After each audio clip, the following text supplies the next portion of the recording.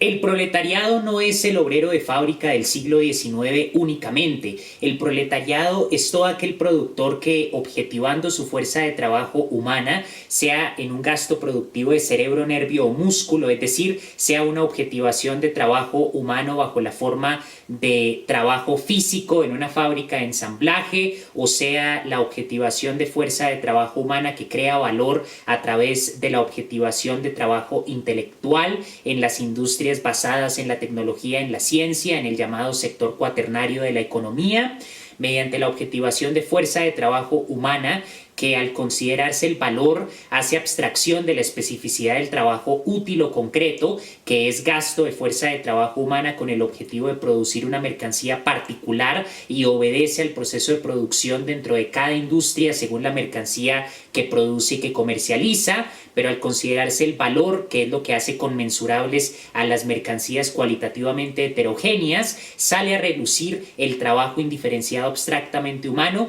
que es mismo gasto de fuerza de trabajo humana, y por lo tanto el trabajo intelectual o el trabajo físico, con sus especificidades en tanto trabajo útiles que crean valores de uso, se hace abstracción de esa especificidad y quedan reducidos a la generalidad de que se objetivó, se invirtió trabajo humano para crear valor que luego se transforma en precio al comercializarse la mercancía. Por consiguiente, proletario es todo aquel que primero invierte su fuerza de trabajo humana, sea física o sea intelectual, dentro de un sector productivo de la economía para producir una mercancía en particular en el proceso de producción del capital. Puede ser, por ejemplo, un obrero en una fábrica de ensamblajes, puede ser un obrero trabajando en una industria farmacéutica, puede ser incluso un campesino que, al recolectar semillas, luego vende estas semillas y son asimiladas dentro del ciclo del capital, dentro del flujo del capital como valor en circulación, y son comercializadas en el mercado mundial.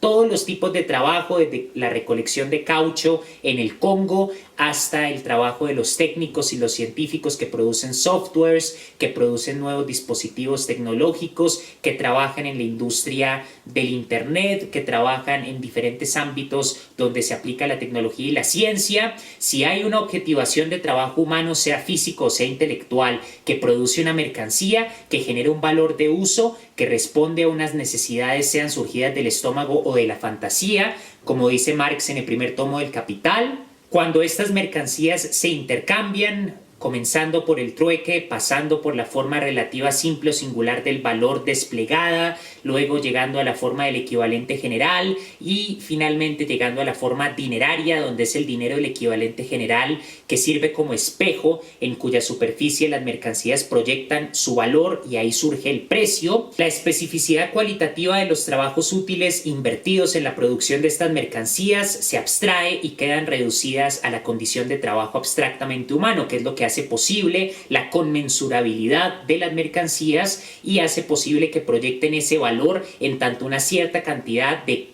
fuerza de trabajo humana abstracta, no de trabajo útil concreto con la especificidad del trabajo del científico, del ingeniero, del técnico, del campesino, del obrero en la fábrica de ensamblajes. No, se hace abstracción y se remite esos trabajos útiles a lo que en ellos es común, que es el trabajo abstractamente humano, y ese trabajo abstractamente humano es la sustancia generadora del valor. Por lo tanto, proletario es todo aquel que objetiva su fuerza de trabajo humana produciendo un valor de uso y generando una cierta cantidad de trabajo abstractamente humano que crea el valor de las mercancías, que es lo que se proyecta en el dinero como equivalente general y es lo que determina el precio. El proletario, al estar inmerso en el proceso de producción del capital, en el proceso de producción de mercancías, genera al mismo tiempo una plusvalía. La plusvalía puede ser absoluta o relativa, y la plusvalía implica que el productor, el trabajador, objetiva su fuerza de trabajo humana en una jornada laboral medida por tiempo, por una cierta cantidad de horas,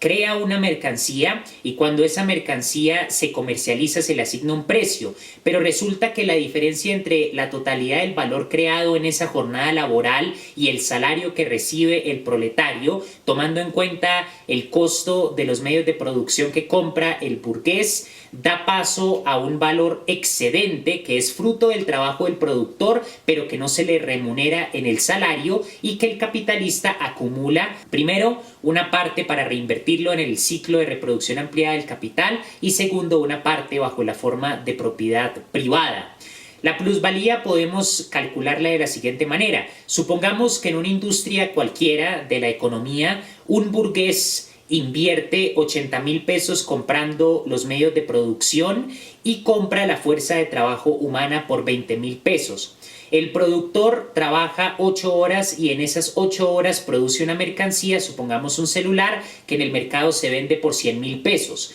Esos 100,000 pesos implica que el valor, que es el trabajo indiferenciado abstractamente humano que pone el productor, se refleja en el dinero como equivalente general y surge el precio, también regulado por circunstancias tales como las de la competencia con otros capitales. Si el precio de la mercancía, supongamos un celular, es de 100,000 pesos, eso quiere decir que de los 100,000 pesos que crea el proletario objetivando su fuerza de trabajo humana, solamente en el salario se le devuelve 20,000 pesos. Luego hay 80,000 pesos de valor excedente que son fruto del trabajo del proletario, pero que no se le remuneran en el salario. Por lo tanto, esa diferencia entre el valor total creado en una jornada laboral de una mercancía, luego transformado en precio, y el salario que el capitalista le cede al proletario es la plusvalía. Si un proletario produce una mercancía, está produciendo valor en tanto trabajo abstractamente humano que luego se proyecta en el dinero como equivalente general y así surge el precio. Las mercancías al comercializarse son capital en circulación, es decir, son valor en tanto trabajo indiferenciado abstractamente humano que circula como un flujo de sangre, dice David Harvey, que irriga todo el cuerpo de la sociedad. El proletario, por tanto, es aquel que en cualquier sector de la industria, sea en la producción de softwares, sea en la producción de videojuegos, sea en la producción de medicamentos, en la producción de distintas páginas en internet, aparatos tecnológicos, por más sofisticado que parezca el sector de la economía, se trata de mercancías. La mercancía es todo objeto útil que satisface necesidades humanas, sean surgidas del estómago o de la fantasía, lo cual quiere decir que en la industria de la música, en la industria del entretenimiento, también se trabaja con mercancías. La mercancía no tiene que ser algo únicamente cualitativo en el sentido de ser algo tangible, un producto físico, sino que también hay mercancías informáticas, mercancías en el cine, mercancías en la televisión. Son productos que implican valor en tanto objetivación de trabajo indiferenciado abstractamente humano, que al proyectarse en el dinero como equivalente general adquieren un precio y se comercializan. El proletario, por tanto, es todo aquel que produce mercancías y que genera una plusvalía. En el auge del neoliberalismo, fruto de la privatización del sector servicios, si hay una diferencia entre la totalidad del valor que genera el trabajo del proletario y el salario que recibe, por ejemplo, el de un docente en una institución privada, si hay una diferencia entre las ganancias de la institución privada y el salario que recibe ese docente, entonces ya hay algo parecido a una plusvalía, incluso en el sector de los servicios privatizados, donde hay una plusvalía claramente de carácter relativa, por ejemplo, es en la industria musical. Consideremos, por ejemplo, a un grupo de músicos. Estos músicos objetivan su fuerza de trabajo humana, que es en este caso intelectual, creativa, del espíritu, para crear una canción. Esa canción se convierte en mercancía cuando se comercializa, y si hay una diferencia entre las ganancias de los managers, de los inversionistas, de los capitalistas en suma que controlan la industria, que les permite a estos músicos comercializar su canción y que tienen los derechos de esa canción, y el salario, es decir, las ganancias en este caso que obtienen los músicos, ahí hay un valor excedente que el capitalista está acumulando. Y ahí encontramos una dinámica que responde a la lucha de clases. El proletario produce una mercancía, pero el valor excedente va a manos del capitalista. El capitalista es el que se apropia de ese valor excedente que es fruto del trabajo del productor en el proceso de producción del capital. Si consideramos un deportista, Si ese deportista, sin importar lo exuberante que sea su salario, genera un valor excedente que su manager, que los capitalistas en el mercado en donde él compite, ya sean los Juegos Olímpicos, ya sea una pelea de boxeo, ya sea la FIFA, esas grandes corporaciones que son los capitalistas detrás de esos escenarios donde se desarrolla el deporte, si ellos acumulan más valor de lo que recibe en el salario el productor, considerando que el valor de la mercancía que produce, en este caso el entretenimiento en su participación en un deporte, es fruto del trabajo de ese productor, en este caso de un deportista, ahí también hay una plusvalía. El escritor sumamente exitoso, cuyas regalías generan un valor excedente que va a parar a manos de los capitalistas, es decir, de los dueños de las editoriales, ahí también hay una plusvalía. Y desde luego el obrero de fábrica. En China hay más de 300 millones de proletarios industriales. Los obreros que trabajan fabricando las partes de los aviones, de los carros, de los celulares, de las cámaras, de todas las mercancías, desde ropa hasta comida, que satisfacen las necesidades fundamentales de la economía. Ahí vemos claramente la plusvalía. Por lo tanto, las personas que afirman que el proletario es únicamente el obrero de fábrica del siglo XIX no han leído a Marx y no han entendido que proletario es aquel que produce mercancías objetivando su fuerza de trabajo humana y que crea plusvalía. Por lo tanto, donde hay una diferencia entre el salario que recibe el productor y la totalidad del valor de la mercancía producida fruto del trabajo del proletario, entonces ahí encontramos un valor excedente fruto del plus trabajo que es acumulado por el burgués. Eso implica analizar distintas industrias y sectores de la economía que la miopía posmoderna ha llamado posindustriales, cuando en realidad son formas de objetivar el trabajo humano que ya Marx anticipa cuando habla de las necesidades de la fantasía,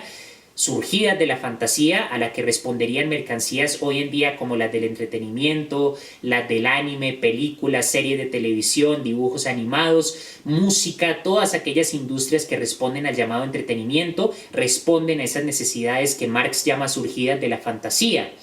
Por lo tanto, el trabajo invertido en la producción de estas mercancías y también en la producción de mercancías que implican un alto grado de tecnología y de ciencia, al punto de que los posmodernos hablan de lo posindustrial, no es de ningún modo algo posindustrial, porque es trabajo humano, es gasto productivo, es cerebro, como dice Marx. No es solo el obrero que fabrica las partes de los dispositivos tecnológicos físicamente en una fábrica, sino es también el trabajo del científico y del técnico que objetiva su conocimiento y que produce valor y que produce una plusvalía.